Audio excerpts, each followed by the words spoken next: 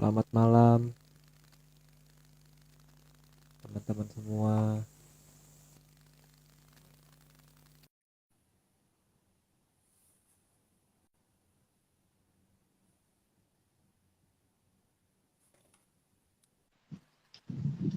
Halo, halo Om. Halo, halo Aryo, maaf nih, aku susah banget masuk ya ini tadi. Atau memang terlambat atau susah masuk ya? Aku Iya tadi, ini berkali-kali nggak bisa.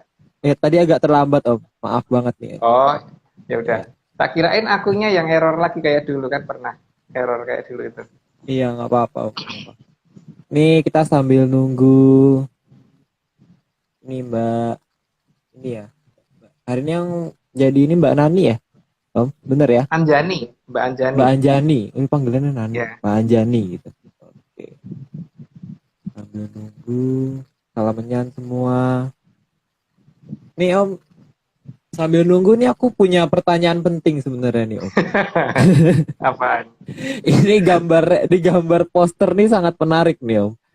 Nih aku nggak kaget gitu ya ngelihat ada ini mungkin ada wayang mirip wayang Parikesit gitu, mungkin ada wayang Eyang Gareng, Eyang Petro. Tapi kenapa itu yang Petronya megang sesuatu ya Om itu? Megang apa itu Om? Kok Itu kayak pete makanannya, Om? makan kesenangannya Aryo itu.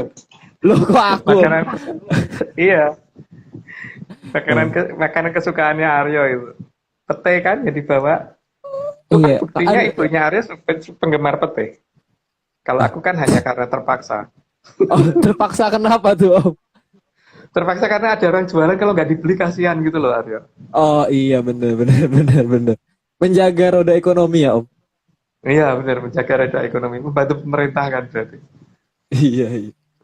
Membantu apa industri apa masyarakat ekonomi apa tuh namanya penjual pete itu menengah atas atau apa ya kan nggak mungkin atas saya jelas. Sekarang kita tunggu.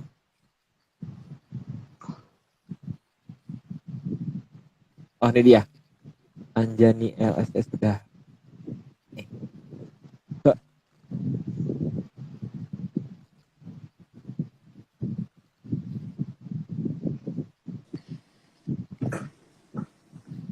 Halo Anjani. Halo, halo Halo, Anjani. halo. Gimana kabarnya? Sehat? Sehat, baik-baik. Baik. Nah, sudah siap nih jadi yang apa narator hari ini? Ya, siap. Iya, mantap. Anu dulu dong Oke. Aryo, Apa tuh? open Oh mic iya, Om. dulu. Oh iya. Ini karena ada paksaan dari Om Agung. Paksaan dari Bopo Agung ini kita mau Bopo. paksaan dari Bopo kita mau ini ya. Ini ada satu akun YouTube menarik namanya Open Mic. Wah, ini hostnya juga keren banget dan narasumbernya juga sangat keren dan dan ini menarik ya guys karena kita upload setiap 3 hari ya Om ya. Setiap hari Senin, Ya, setiap Rabu. minggu tiga. Setiap minggu tiga, Iya, seminggu 3 video. seminggu 3 video dan itu wah itu sangat ya nggak akan bosen lah dengan pertanyaan-pertanyaannya. Kita baru tadi siang upload apa penyebab badai angin. Nah, bagi yang penasaran, enggak sih, nggak bagi yang penasaran sih sebenarnya. Bagi yang mau tahu apa yang aneh, silahkan ditonton nih Open Mic dan jangan lupa di subscribe dan di komen Dan di siapa tahu bisa bantuin kita kan jawabnya gimana gitu, karena kita Iya kan nggak benar tahu. karena kita Open Mic di sini aku sebagai apa ya, juru telat mikir dan pakar ketidaktahuan kita di sini bingung kita. Kalau misalnya bisa bantu-bantu, bolehlah bantu-bantu. Oke, karena ini juga nih Om, udah 88 menyaners yang hadir malam ini kita langsung aja mulai kali ya. Oke, ya. Oke. Oke. Slide pertama, silahkan Anjani. Yoni adalah lambang dari perempuan dan tempat Tirta Amerta berasal. Kayaknya nggak perlu dijelasin deh, karena udah kelihatan dari itunya kan. Dan memang dalam sejarah kita kan ada ada perlambang-perlambang seperti itu. Yuk dilanjut aja. Nah, taruh aku mau nanya Om. Tapi berarti Yoni Ya, itu secara keseluruhan itu yang di bawahnya ini ya. Berarti yang di bawah ini nih, semua ini Yoni berarti itu. Yang ya ini nih pura-pura nggak tahu. bentuknya. Bukan itulah. Waduh. Bukan yang itu. Bukan yang itu Aryo. Wah, kok pura-pura nggak tahu. Ayo Oke, deh. oke. Pertanyaan berikutnya nih. Ayo, slide berikutnya kita slide berikutnya. Yoni menjadi sesuatu yang dianggap paling sakral dan sesuatu yang tidak boleh dipermainkan. Yang namanya sesuatu yang sakral memang tidak boleh dipermainkan dan itu pasti ada hukumannya ya kalau mempermainkan itu ya.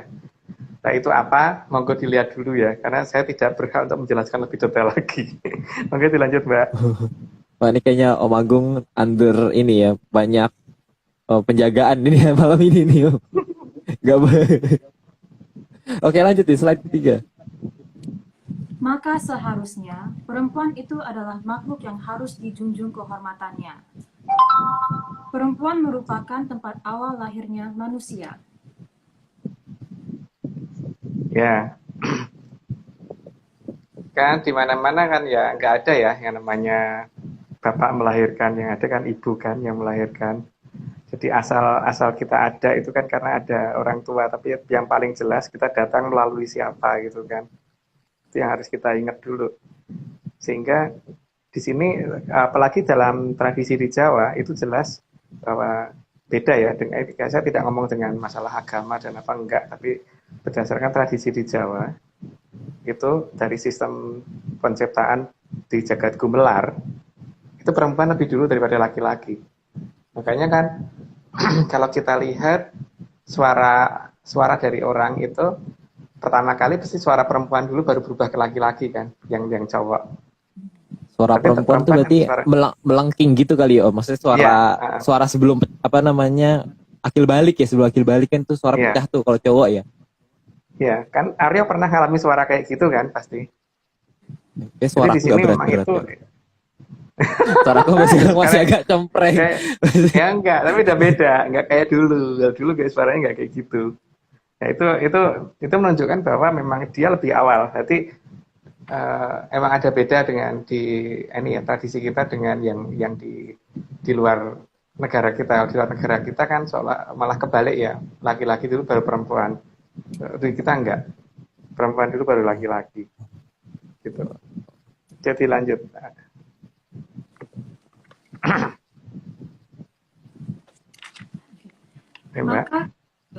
Maka kerajaan Ngamarta adalah kerajaan yang dijaga oleh sosok perempuan.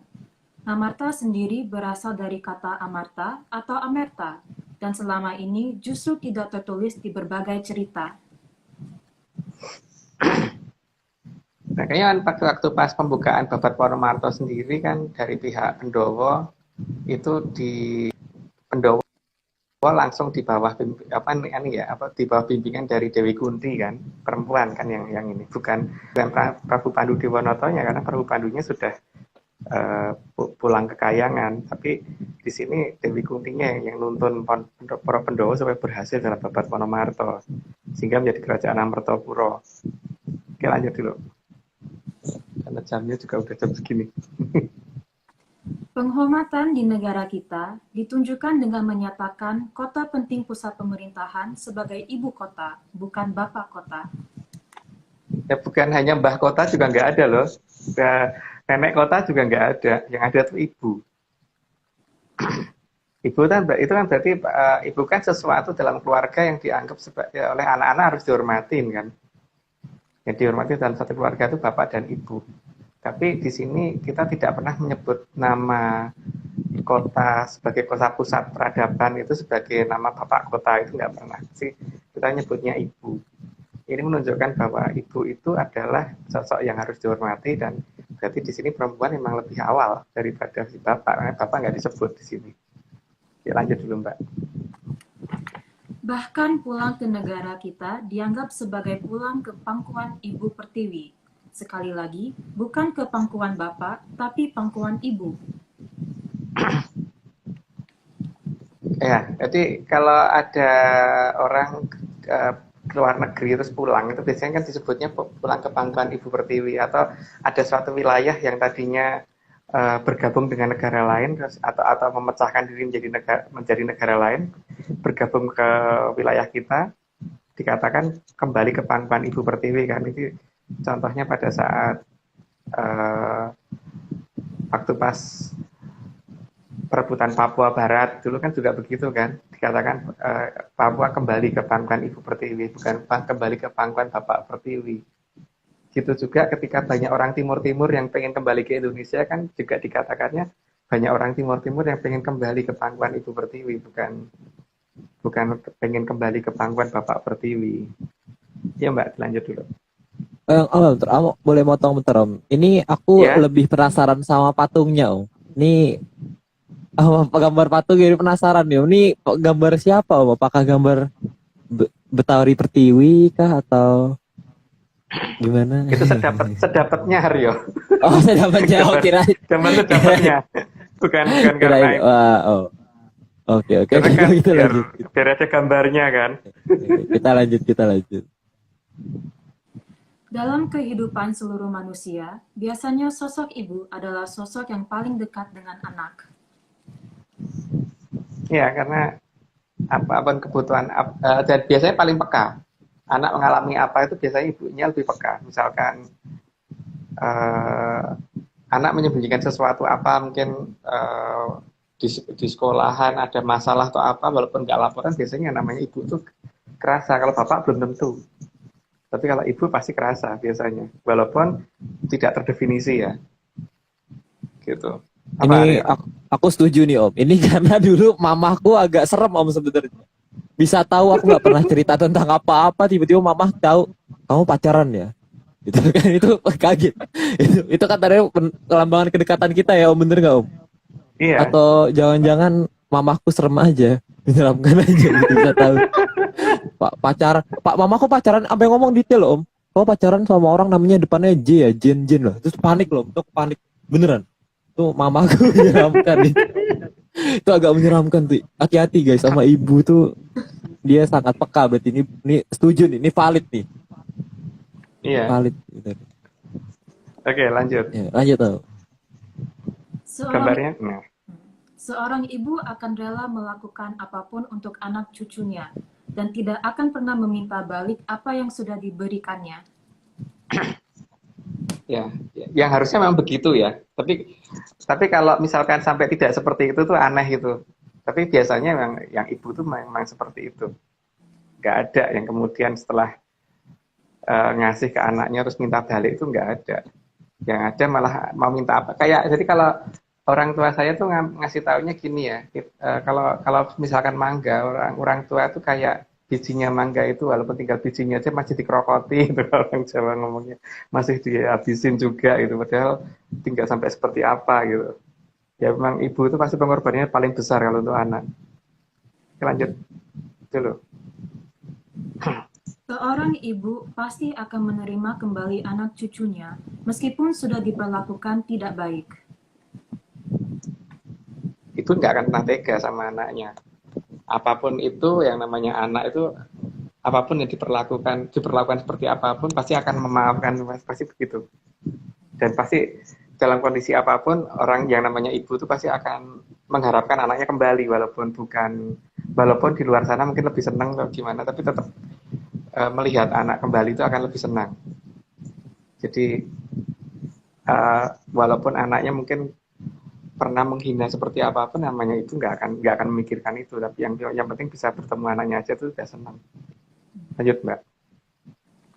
Biarpun seorang ibu tidak akan bisa tega kepada anak cucunya, terkadang ada kebijaksanaan di atas itu semua, yang mengharuskan sang ibu terpaksa menutup mata jika anaknya ada yang mendapatkan suatu hal dari tataran atasnya, karena alam tetap harus adil dan gilir gumanti.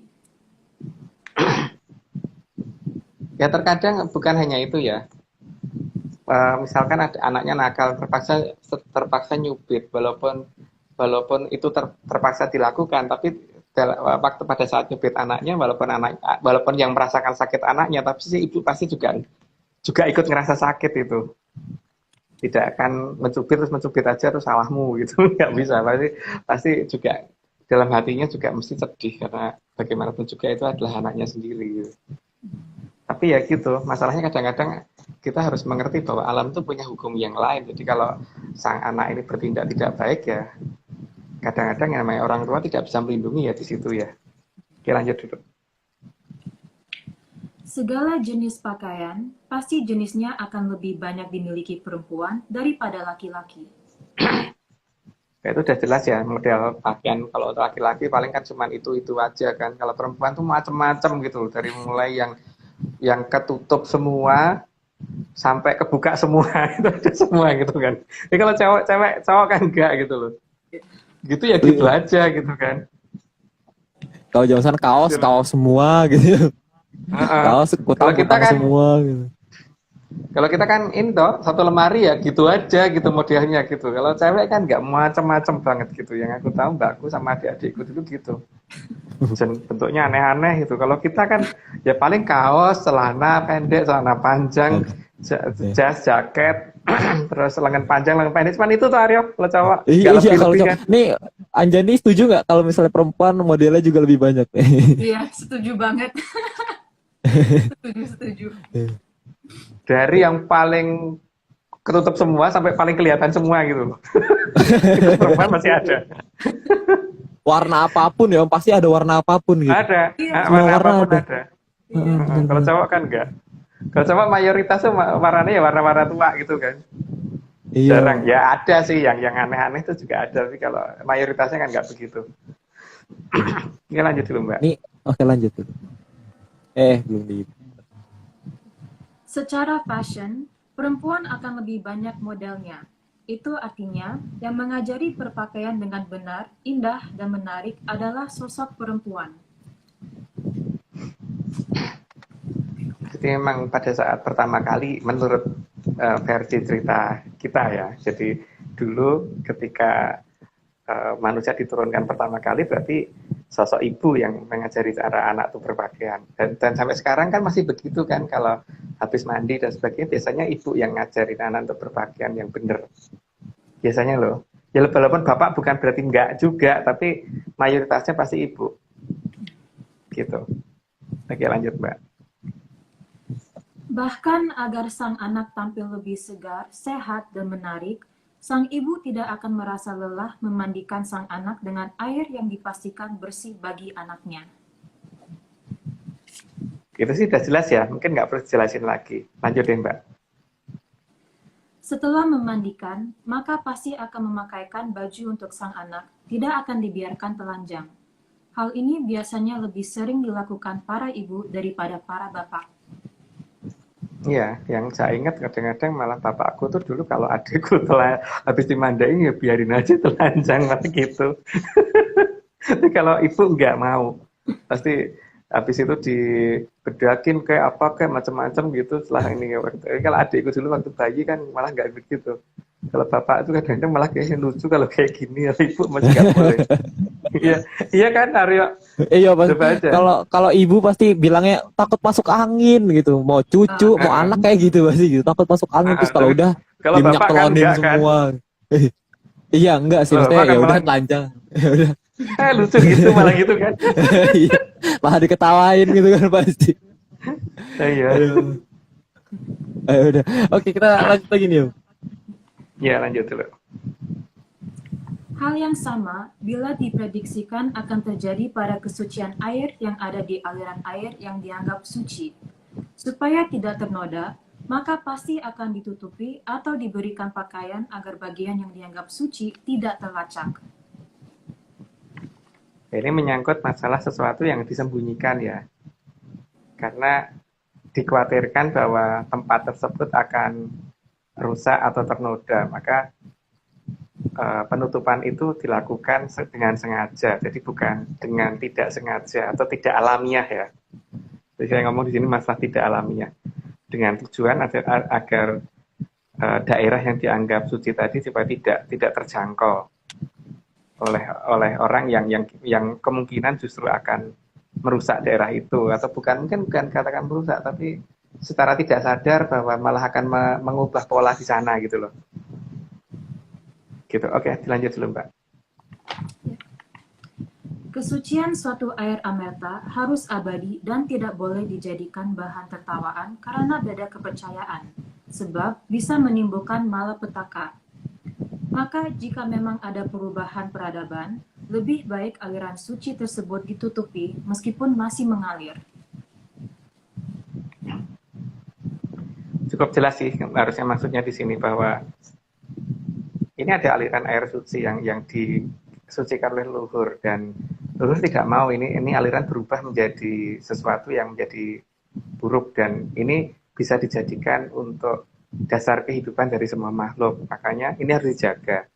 Sedangkan karena leluhur itu mempunyai pandangan yang jauh ke depan dan bisa melihat masa depan, makanya di kita itu sampai tidak ada yang tidak mengenal yang namanya future tense dan past tense, semuanya adalah present semua.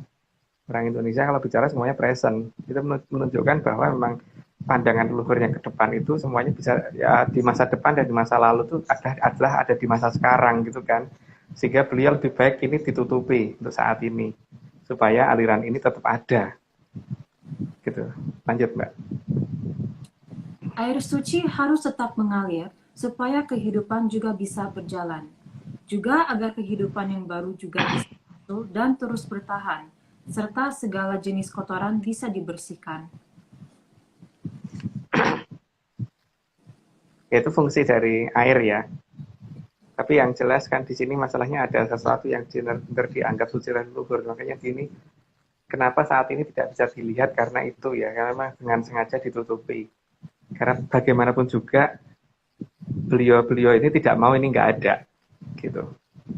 Tapi tetap pada saatnya pasti akan dimunculkan karena di sini yang paling penting adalah ini jangan rusak aliran ini. Oke, lanjut dulu, Mbak. Maka jika Tirta Amerta dikotori, bukan Ibu Pertiwi yang akan bertindak. Banyak peradaban dari tataran atas sampai ke tataran yang sejajar dengan manusia yang akan bertindak. Yang tersinggung banyak gitulah, dapat dikatakan begitu. Sedangkan kalau kita menghitung jumlah kita dibandingkan jumlah mereka ya jelas kalah, karena mereka ada dari berapa zaman, kita cuma ada di satu peradaban, dan itu pun ada di satu hitungan waktu kan, jadi bukan seperti mereka yang ada dalam sekian peradaban dan sekian zaman. Maka lebih baik daripada ini terjadi yang tidak baik, leluhur bertindak untuk win-win solution, ya berarti ini ditutupin dulu aja. Oke, lanjut, Mbak. Penutupan aliran air suci merupakan hal yang sangat bijaksana, agar peradaban yang diperkirakan berbeda tidak bisa menodai kesucian aliran, serta tidak bisa memainkan perkataan atas aliran tersebut, sehingga malapetaka yang jauh lebih besar dan sangat lama bisa dihindarkan. Ya, karena mungkin karena ketidaktahuan ya. Kalau ketidaktahuan itu kadang-kadang sesuatu hal orang itu cenderung mencoba-coba gitu kan, mencoba dengan merasa lebih mampu, merasa itu tidak ada, jadi dianggap sebagai bahan lelucon. Nah, itu akibatnya pasti ada. Maka supaya tidak terjadi hal seperti itu, yang dilakukan leluhur adalah menutupi itu yang terbaik. Karena kalau aliran itu terbuka dan terjadi omongan-omongan yang tidak benar, nanti akan ada masalah dengan banyak peradaban. Maka yang terbaik ditutupin dulu supaya tidak dilihat dan tidak dijadikan objek pembicaraan yang tidak baik gitu. Oh, ini berhubungan sama yang tadi berarti Om ya, sama yang ibu itu apa bijaksana itu tadi ya, yang nggak mau sangat baik sama anak-anaknya itu kali Om. Berhubungan sama itu Iya, juga, makanya lebih baik ditutupi itu kan supaya daripada nanti terjadi masalah sehingga harus ada hukuman, kan lebih baik lebih baik si anak ini nggak tahu kan. Kalau nggak tahu kan berarti dia nggak akan ngomong yang enggak kan. Bener sih, nggak Gitu. salah, bener nggak salah sih sebenarnya nggak salah. Wah, baik. Tapi kalau tahu itu ada dua kemungkinan, dia akan makin Ya udah. menghargai atau malah kemudian menghina gitu kan. Atau ya Yang udahlah kedua gitu. yang masalah. Atau ya Atau udahlah, ya- ada tiga kemungkinan. Bodoh amat, Ya makin udahlah. menghargai atau malah menghina gitu kan. Itu yang tidak dikehendaki. Yang leluhur kan ketika malah akan menjadi masalah itu. Karena itu Iya. diadakan untuk mendukung kehidupan, bukan untuk membuat hukuman, bukan. Maka Bukan buat lebih kegaduhan baik- ya Om ya. Iya, maka ditutupin dulu. Oke, dilanjut. Maka peradaban yang berbeda diberi kesempatan terlebih dulu sambil dicermati seberapa besar penghormatan atas air suci dan harkat perempuan, sebelum peradaban awal mengambil keputusan untuk melakukan tindakan. Ya, Kalau itu memang pasti ini ya, makanya kan kita dikasih kesempatan dengan adanya mata air, dan mata air itu bagaimana kita perlakukan. Tapi nanti kalau mereka kan sambil melihat perlakuan kita bagaimana, terus perlakuan terhadap perempuan sebagai bagaimana, sehingga mereka bisa mengambil keputusan apakah apa yang akan mereka lakukan di masa depan gitu. Karena mereka walaupun ada di masa lalu tapi bisa bertindak untuk masa depan. Karena bagi mereka apa-apa present kan. Oke, lanjut dulu Mbak. Oh, terus berarti ini hal yang unik ya Om. Berarti karena kan di dunia ini kan, maksudnya di sekarang itu lagi ngetren banget woman empowerment. Itu jangan-jangan pertanda juga dari leluhur ya Om ya? Itu Mungkin woman ya, empowerment. lebih tepatnya gini ya. Jadi karena Aryo ngelihat ini ada maling misalkan jam 1 malam akan masuk gitu misalkan. Maka Aryo kan karena Aryo mau pergi sehingga rumah kosong, mending maka kemudian pasang jebakan kan di situ, gitu kan. Bukan berarti apa namanya, berarti kan memang karena sudah memperhitungkan situasi, maka melakukan tindakan di awal-awal sebelum yang akan melakukan hal tidak baik itu tahu, gitu kan. Berarti maksudnya kan kalau sekarang itu kan di dunia kan kayak orang bilang kayak udah mulai kesetaraan gender gitu-gitu kan udah mulai banyak gitu. Berarti itu apakah dari leluhur juga berarti gitu kali ya? Maksudnya salah satu bentuk itu kali gitu atau gimana Om? Semoga begitu ya. Tapi kan masalahnya tetap aja Pak, kalau kita perhatikan di daerah di luar daerah yang dikendalikan sama Sang Hyang Tejo Mantri sama Sang Hyang Ismoyo ini kan, ini ya daerahnya nggak begitu gitu loh. Ya, tapi itu Oke. hak mereka kan, karena memang itu hak mereka, bukan kita yang harus mengatur, itu tidak. Semua kan punya pilihan sendiri-sendiri. Tapi yang paling penting kalau di kita itu dulu begitu gitu kan, dulu. Nah, sekarang mau begitu atau enggak ya penting dulu begitu gitu. Wah, menarik. Oke, Karena kita lanjut dulu. kadang Itu gimana Om? ya, karena gini lah ya. Kadang-kadang orang itu nggak ngeh ya. Misalkan seperti orang main sepak bola aja gitu. Dia kan lihat temennya di depan, kemudian bola ditendang ke sana gitu. Ditendangnya itu bukan ditendang ke tempatnya dia persis, tapi ditendang ke kira-kira 5 langkah dia maju ke depan gitu kan. Iya benar setuju Ya setuju. kan, itu kan namanya memprediksi suatu tindakan. Itu kan itu. Tapi ini kan tindakan di jalan jangka waktu yang sangat pendek kan. Kalau luhur kan masalahnya panjangannya jauh ke depan, jauh ke depan. Ah, Beda keren. ya. Jadi di sini bukan memperkirakan sesuatu yang tidak mungkin terjadi, tapi memang beliau tahu itu pasti terjadi. Makanya ya melakukan tindakan sebelum kekacauan terjadi gitu loh. Oke, lanjut. Keren, Mbak. Keren penjelasannya. Dan waktu 500 tahun adalah waktu yang cukup untuk mengamati dan memberi toleransi waktu atas perlakuan terhadap air, sebelum dikenalkan dengan aliran air suci yang disembunyikan. Memang pasti ini ya, apa namanya? Kalau kalau kita mau diberi sepeda motor, itu minimal kan mesti kita dilatih naik sepeda dulu kan. Kalau kita sudah dilatih naik sepeda bisa, baru oke, kasih sepeda motor. Atau gini ya, kalau kita mau apa ya, yang paling jelas itu kan supaya bisa merawat sesuatu dengan baik, berarti dikasih contoh yang lain dulu, yang supaya bisa merawat ini dulu, enggak gitu. Sebelum orang bisa merawat taman yang lebih besar, berarti kan coba merawat tanaman 1 pot dulu gitu kan. Kalau 1 pot ini bisa dirawat, berarti nanti sekian pot. Kalau sekian pot bisa dirawat, berarti 1 taman. Kalau 1 taman bisa dirawat, berarti 1 wilayah yang lebih besar lagi gitu kan. Jadi meluar kan seperti itu. Tapi kan ketika 1 pot aja sudah dirusak, ya tidak akan dapat yang sekian pot kan. Itu kan Iya harusnya gitu benar. ya. Nggak mungkin juga Oke. suruh belajar terus gitu kali ya Om ya. Ya. Tapi kalau memang benar-benar sudah tidak mungkin diberitahu ya, berarti akan ada tindakan. Tapi tindakan itu apa bukan aku yang menentukan gitu. Waduh. Oke, Oke, kita lanjut aja dia. ya lanjut dulu.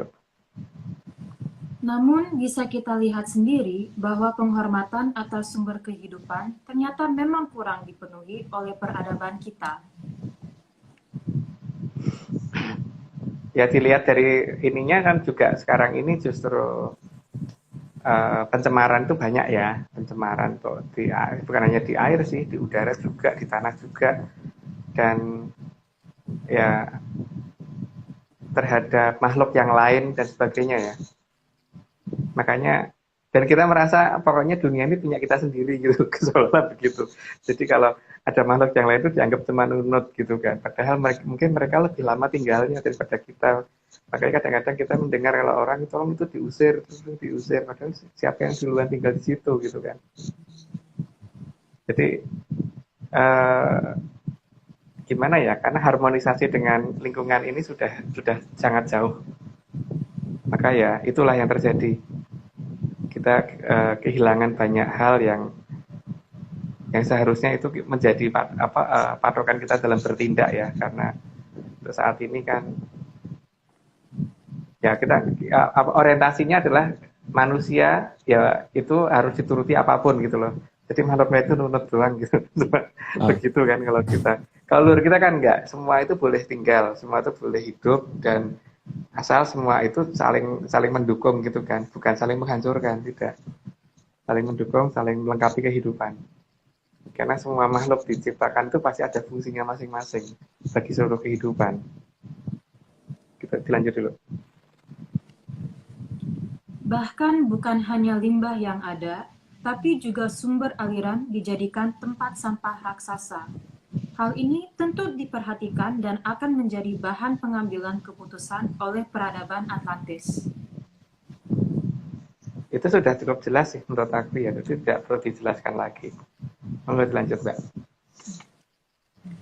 Maka jangan disalahkan jika 500 tahun ini aliran suci dengan sangat sengaja ditutupi oleh peradaban yang menganggap aliran tersebut suci.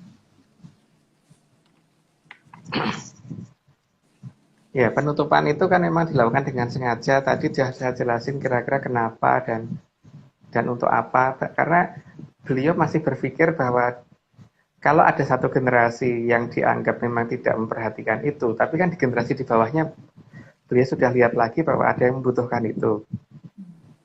Jadi kan jangan sampai ini hilang di satu generasi, sementara generasi yang membutuhkan dia justru malah nanti nggak mendapatkan itu gitu kan. Ya nggak apa-apa ditutupi untuk sekian generasi, tapi generasi di bawah yang lebih banyak itu masih bisa menikmati nantinya gitu. Paling tidak. Lanjut, Mbak. Sebenarnya, kita beruntung karena aliran yang disucikan Atlantis ada di wilayah kita dan mereka jauh lebih menghormatinya daripada kita. Maka sudah saatnya kita juga menghargai dan menghormati aliran tersebut. Itu kan kalau mau ya. Nggak ada yang maksa gitu. Kalau saya sih iya, tapi kan yang lain terserah ya. Itu kan kalau mau gitu. Karena perhitungannya juga bukan dengan kita kan, dengan peradaban lain gitu. Jadi ya monggo itu hak masing-masing. Silahkan untuk melakukan apapun gitu. Yang penting tidak saling memaksa gitu. Oke, monggo dilanjut, Mbak. Salah satu cara menghargai aliran air adalah dengan memberikan wewangian ke air.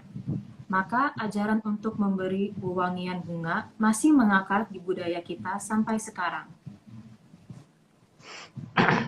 Ya makanya kan ada beberapa tradisi namanya larungan. Larungan itu ada larungan di sungai, larungan di muara sungai, larungan di danau, larungan di laut, di teluk, dan yang lain-lain. Itu semua kan pada dasarnya untuk menghargai dasar dari suatu kehidupan yaitu air. Gitu.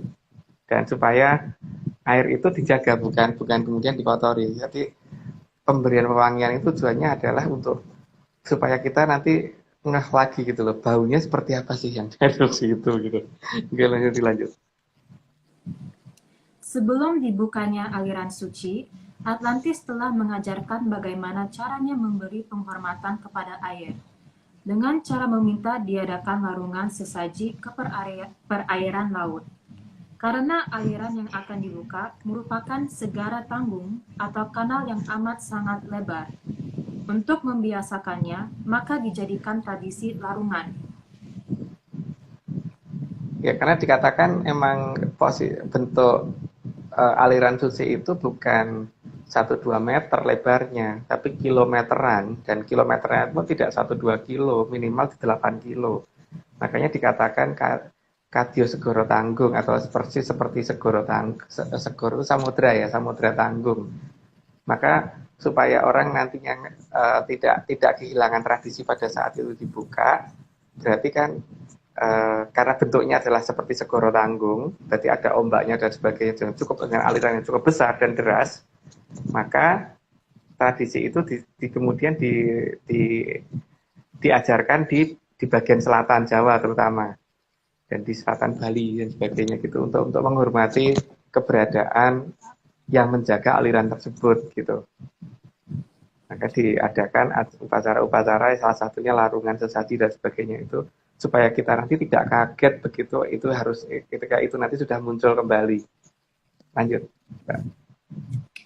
Dengan diadakannya larungan tersebut, maka diharapkan agar peradaban kita tidak mengotori aliran yang dianggap suci bila sudah dibuka nantinya.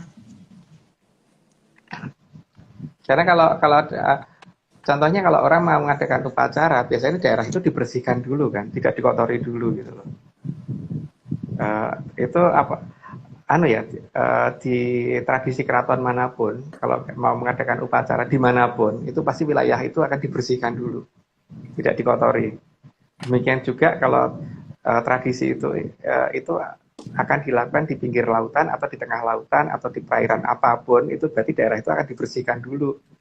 Nah di sini kan yang dimau leluhur kan yang itu kan, supaya kita tuh terbiasa dengan hal seperti itu dulu gitu loh. Jangan kemudian nanti begitu aliran aslinya dibuka, nanti kemudian kita kayak gagap dengan apa yang harus kita kerjakan gitu kan. Jadi kita diberitahukan melalui tradisi turun-temurun untuk mengadakan sesaji ke Laut Selatan. Karena nanti bentuk ombaknya, jernih airnya dan sebagainya itu hampir mendekati itu gitu kan. Cuman bedanya asin dan air tawar gitu tadi kan.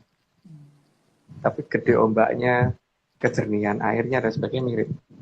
Oh, berarti nanti mendekati pembukaan itu akan semakin banyak larungan berarti Om ya, atau semakin banyak tradisi itu akan semakin sering muncul lagi berarti ya?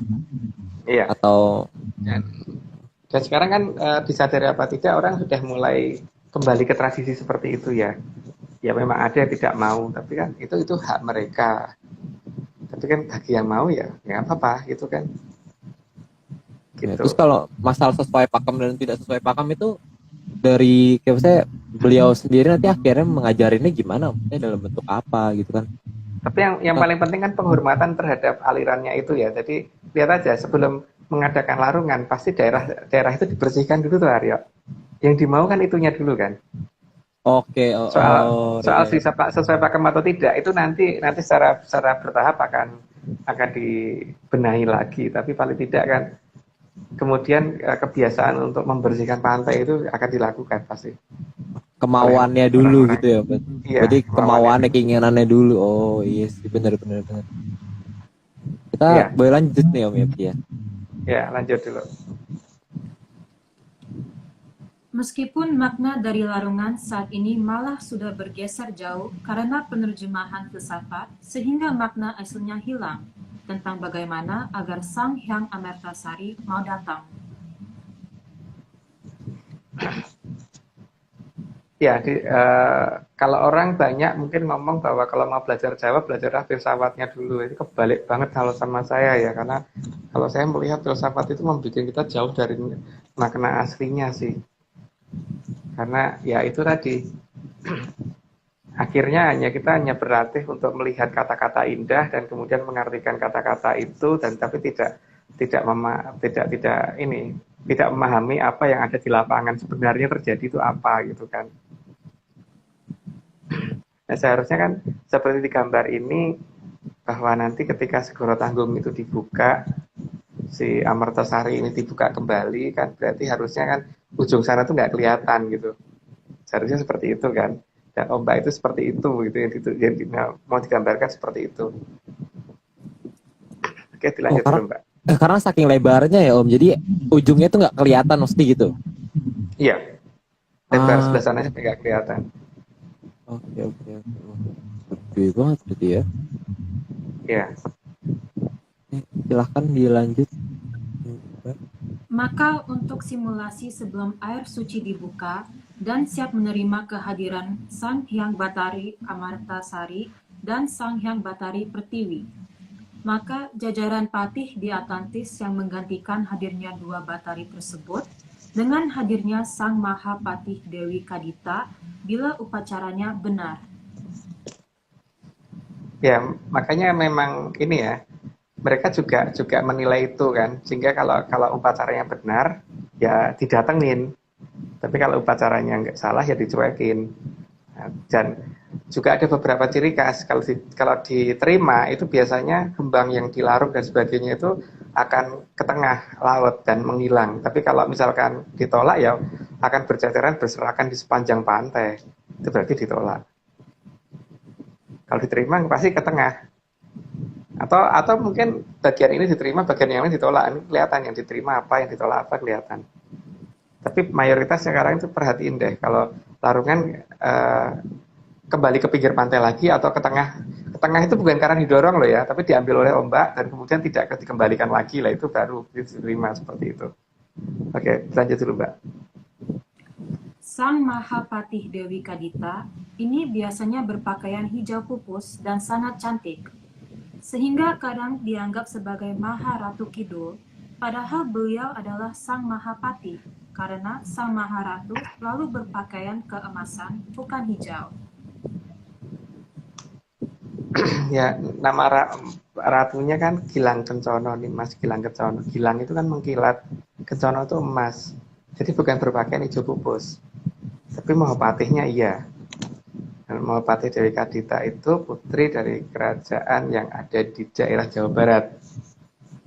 Jawa Barat di posisinya mungkin nggak perlu dibuka di sini ya, tapi yang jelas saat ini yang bertugas untuk menerima, untuk menyatakan bahwa itu betul dan tidak kalau ada orang larungan yang kemudian mendatangi itu adalah beliau.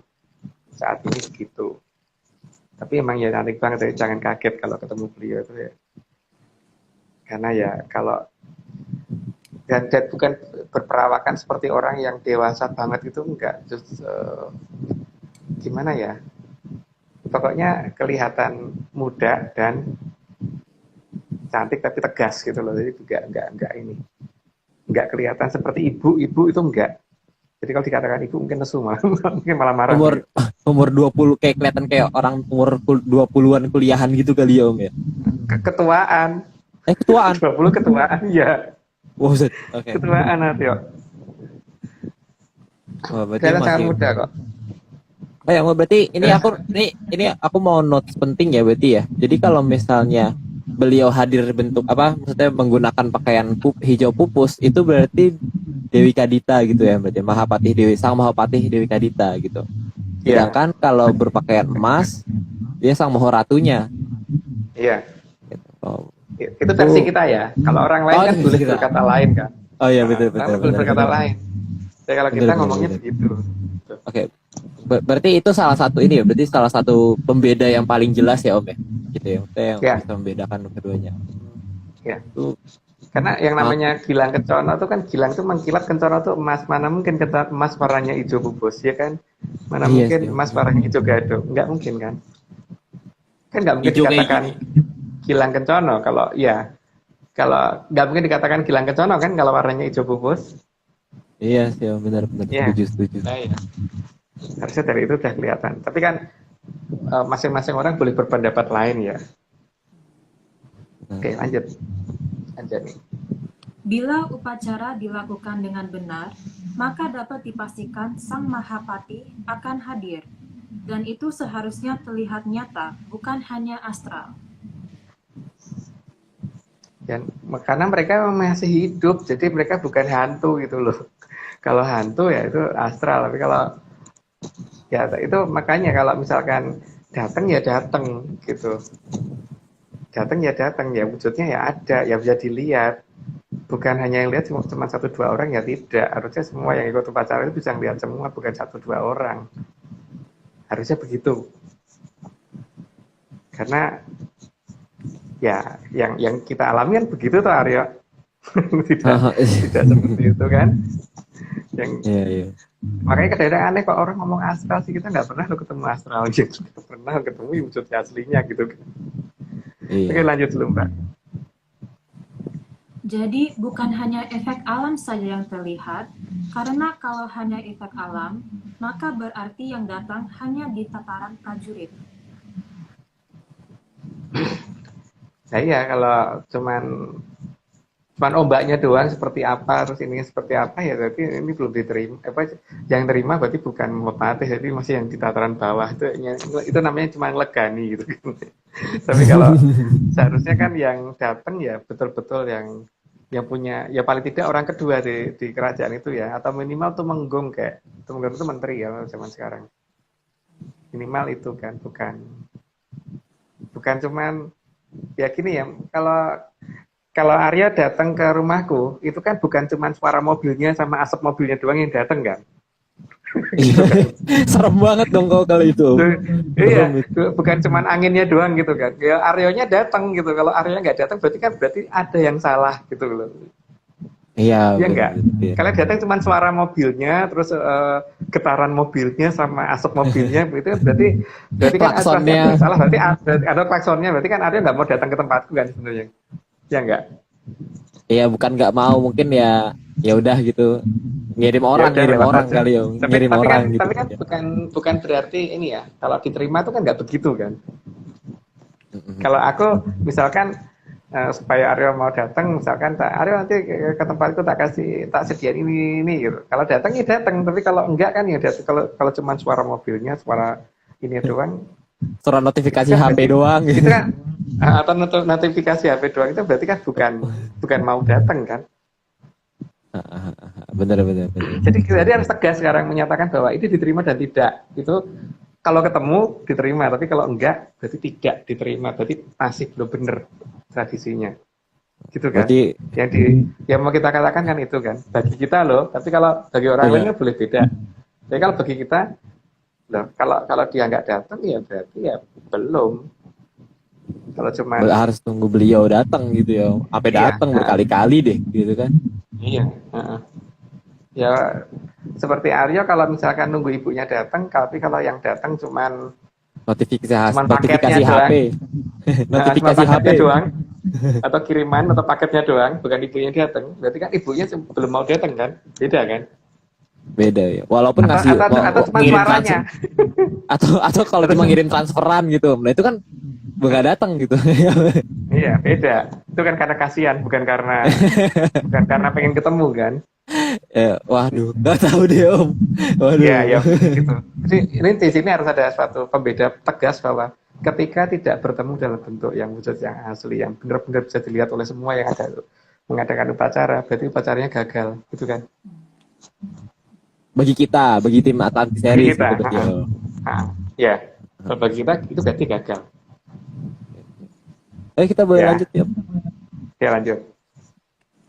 Meskipun sesaji diambil semua oleh ombak, tapi kalau Sang Mahapatih belum muncul, berarti ada yang tidak sempurna di larungan. Ya tadi ya, jadi jelasan yang tadi. Ya itu harus datang. Kalau nggak datang ya berarti gagal gitu kan. Walaupun mau ngaku seperti apapun itu berarti gagal. Karena kalau berhasil tuh ya yang nerima pasti datang kok. Ya kalau aku ngomong Arya ke rumahku ya, ntar tak siapin ini sate ayam gitu. Wah mau Om gitu, datang gitu kan. Datang Arya datang, bukan suara knalpotnya aja yang datang. Atau cuma notifikasi Om, aku nggak datang ya Om hari ini gitu. Ke WA. Atau cuma centang dua, centang dua biru gitu. Dirit doang. Waduh. Dirit doang gitu. Ini kan sama aja dengan dirit doang itu. Iya, kalau cuma ngirim ombak doang iya. Ya, cuma dirit doang, orang yang nggak datang kok. Jadi di sini kan kadang-kadang ada banyak persepsi yang seolah-olah wah kalau gini berarti ombaknya gini udah diterima, ini udah diterima. Kalau menurut saya belum. Kalau sosok yang bersangkutan tidak datang berarti tidak diterima. Gitu ya. Tapi ya itu pendapat kita. Orang lain boleh berpendapat lain. Dari tim Lanjut dulu. Atlantis, kalau Atlantis ya kalau nggak datang ya harus dilakuin sampai bener ya Om ya kalau kita ya. Iya, berarti ada yang salah gitu. Kita harus diperbaiki. Gitu. Oke, lanjut nih kita ke slide 35. Apalagi bila yang datang arus gelombang yang sangat deras dan membalikan atau mengembalikan sesaji ke pantai. Maka perlu dicari di mana letak kesalahannya, entah karena urutan upacara, bahasa, atau sesaji yang tidak sesuai dengan pakem yang sudah diturunkan. Kalau ditarik ke tengah aja belum tentu diterima ya. Apalagi dikembalikan ke kita gitu. Itu jelas sangat-sangat enggak kan.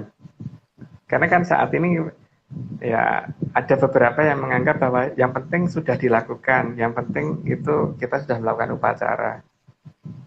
Nah, kalau melakukan itu kan berarti ya harus ada ini kan efek baliknya. Kalau misalkan diterima itu harus seperti apa, kalau tidak seperti apa. Harus ada ketegasan seperti itu. Oh ini diterima, ini tidak, itu harus jelas. Jadi nanti supaya ini kan tujuannya kan nanti supaya Amertasari ini kalau dibuka, jadi kita ngerti tradisi ini kita menghadapinya bagaimana gitu kan. Makanya di sana juga begitu, salah yang nggak diterima, nggak didatengin gitu aja. Salah itu bukan benar gitu loh. Jadi kalau kebanyakan orang kan, yang penting sudah ngelakoni, enggak. Salah itu ya salah, bukan karena udah ngelakoni itu nek salah ya tetap keliru gitu. Karena salah itu bukan benar dan benar itu bukan salah gitu kan. Iya benar. Gitu kan Mas memang itu. Iya benar. Kita lanjut 36. Karena jika diterima dengan benar, maka ombak justru mereda, sesaji ditarik air laut ke tengah dan menghilang. Meskipun saat itu arusnya berlawanan dengan arah sesaji. Yang kita lakukan kalau seperti itu tuh Aryo. Jadi kalau ombaknya arahnya kemana, sajian kita arahnya kemana, terus beliau datang gitu kan. Yang penting itu. Arus Terus anginnya kemana? pinggir loh. Tapi yang ditarik, ketariknya ke tengah gitu. Padahal ombaknya nggak ke situ gitu kan. Sementara kalau kita orang lain yang juga melempar itu mungkin barang-barang yang bisa terapung sama-sama bisa terapungnya gitu. Yang lain kembali ke pantai, tapi yang kita kan ke tengah, bukan kembali ke pantai. Tapi ya itu versi kita ya. Versi yang lainnya monggo aja. Oke lanjut Mbak. Tata cara tersebut harus benar-benar bisa dipahami, agar bila tiba saatnya aliran suci yang sebenarnya dibuka, maka peradaban kita sudah terbiasa dengan hal tersebut.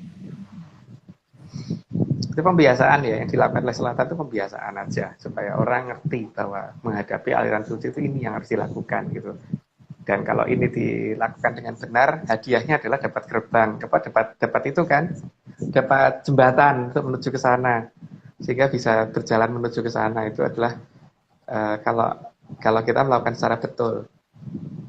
Tapi ya itu versi kita ya, sekali lagi ya. Jadi kalau misalkan cuma dianggap teori dan kemudian ya terjebak oleh filsafat, kemudian jembatan itu nggak pernah muncul, ya itu karena memang beda teorinya sama kita kan, memang beda yang dilakukan lain gitu. Yang kalau cuma dianggap dongeng ya nggak apa-apa juga ya Om ya. Nggak apa-apa juga, itu haknya mereka. Tapi kalau kita kan nggak nganggap dongeng, sehingga kita melakukan dengan apa yang kita mengerti gitu kan. Lanjut. Oke, lanjut. Dipilihnya Laut Selatan karena dianggap sebagai lambang buatan dan lambang air yang bersih. Aliran air suci yang akan dibuka adalah air yang sangat jernih, maka Laut Selatan digunakan untuk simulasi. Karena Laut Utara sangat kotor, maka tidak mungkin Lemurian dan Atlantis ada di Laut Utara. Ya.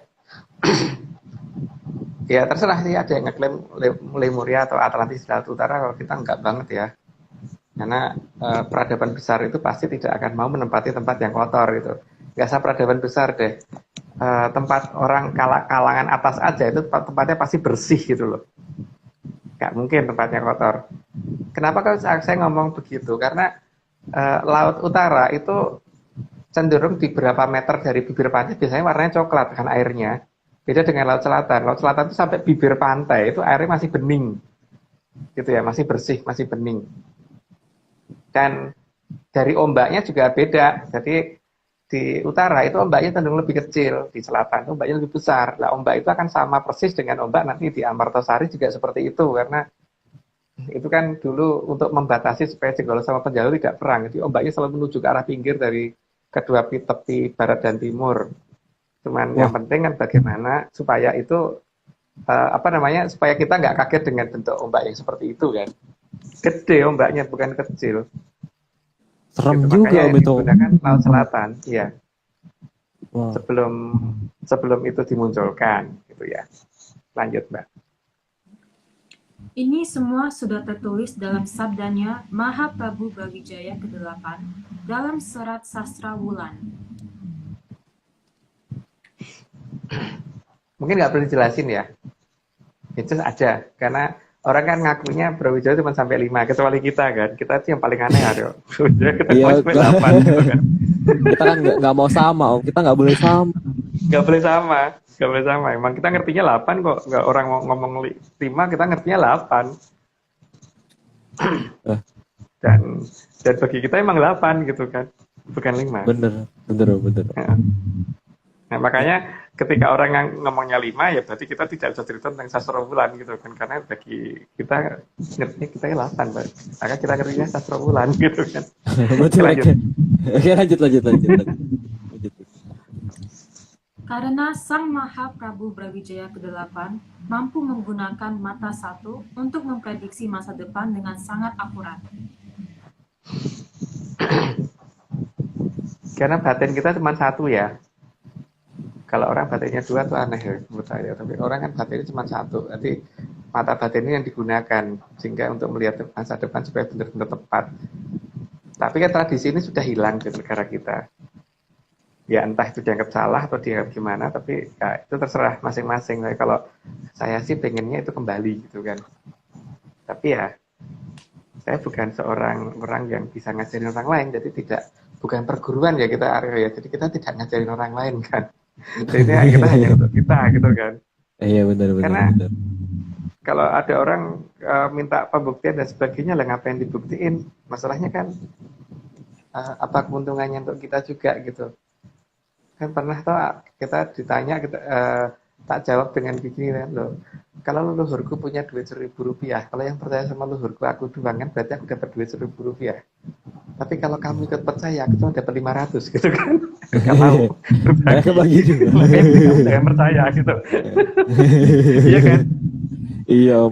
Ini Beda dengan kebanyakan orang kan kalau ngerti harus siar. Kita kan emang enggak. Kita kayak ini kan juga bukan karena kita mau, tapi karena kita dipaksa untuk ini, untuk menceritakan oleh yang kita kan. Makanya di slide terakhir ada pengakuan dulu ya Om itu.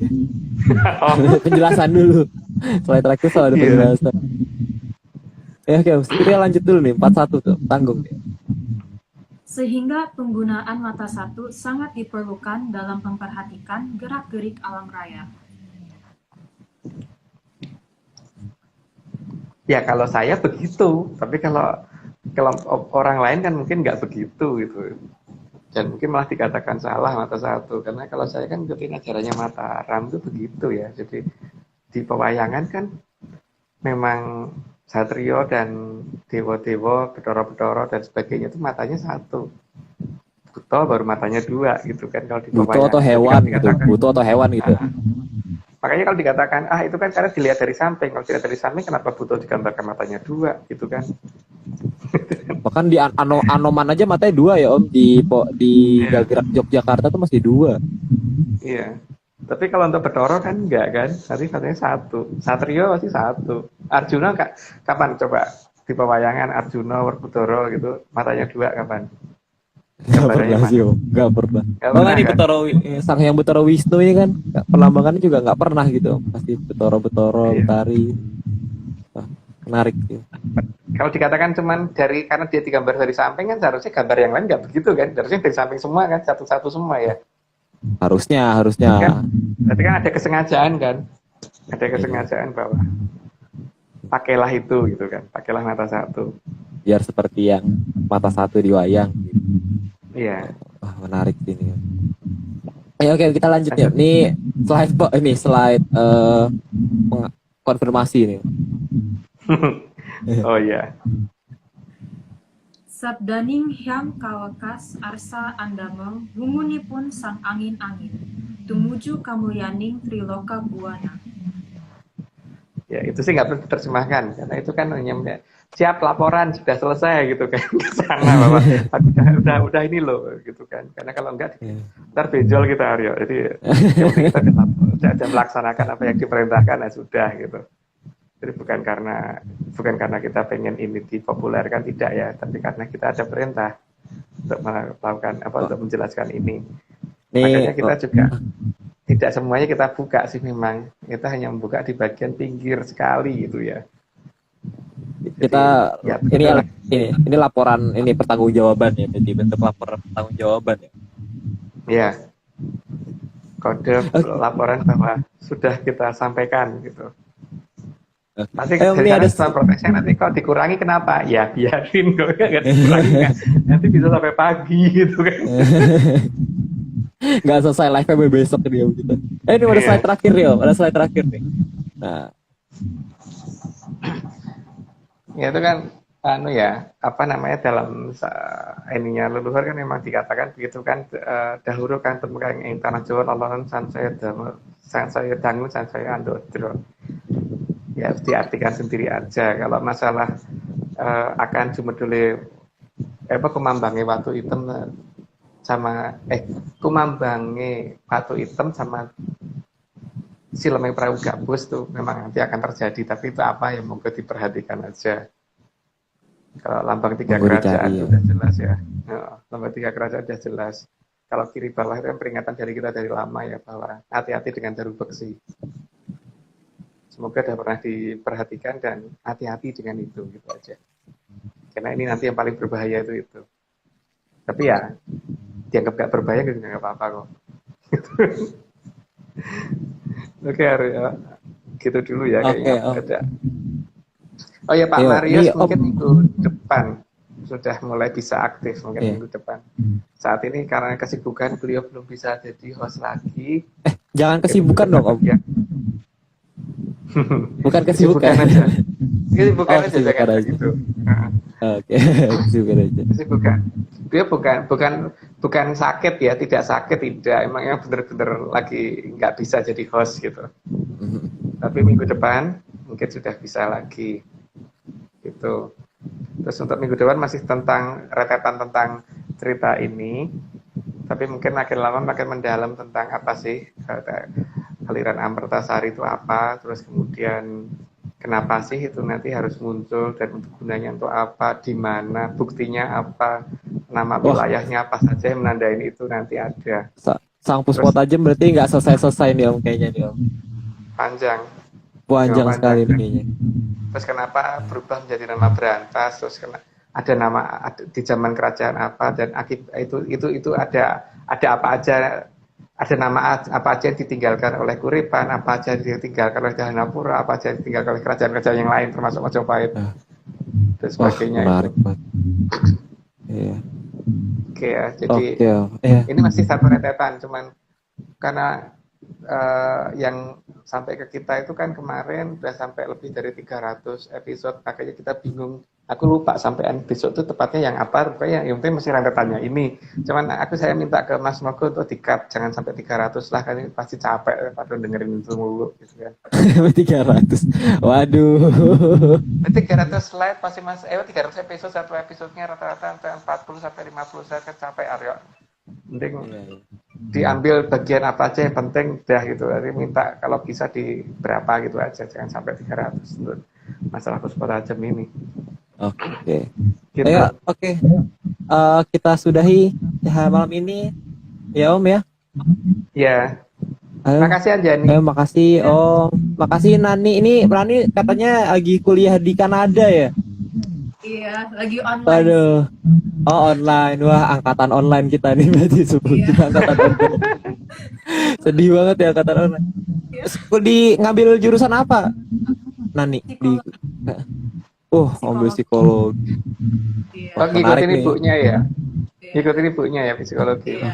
Iya. Wah, Hmm. seru ya Nanti kalau menganalisa. Aryo sakit jiwa, berarti juga profesor. Boleh tuh. Boleh. Kan kita Lagi. di open mic bikin bingung orang kan, berarti kita mungkin kalau bingung nanti butuh psikolog gitu. Butuh psikolog nih, butuh psikolog. Biar biar jadi juru nggak telat pikir gitu. Aduh. Kacau. Oke, makasih juga nih Mbak Nani, makasih juga ya hari ini udah keren banget jadi narator. Om Agung, Bopo Agung, makasih Bopo. Terus juga Mas Da- Mas Da- Mas Dani Argi nih karyanya keren banget, petainya bagus banget Mas, foto gambar petainya. Terus juga Om Iwan, terus juga Mas Nogo udah bantu balas komen di IG Live. Dan ya terima kasih ya semua penyanyi semua nih. Kita sampai jumpa di Atlantis Code Rabu 68 Rabu depan. Oke. Ya. Terima kasih semua. Salam menyan. Namanya.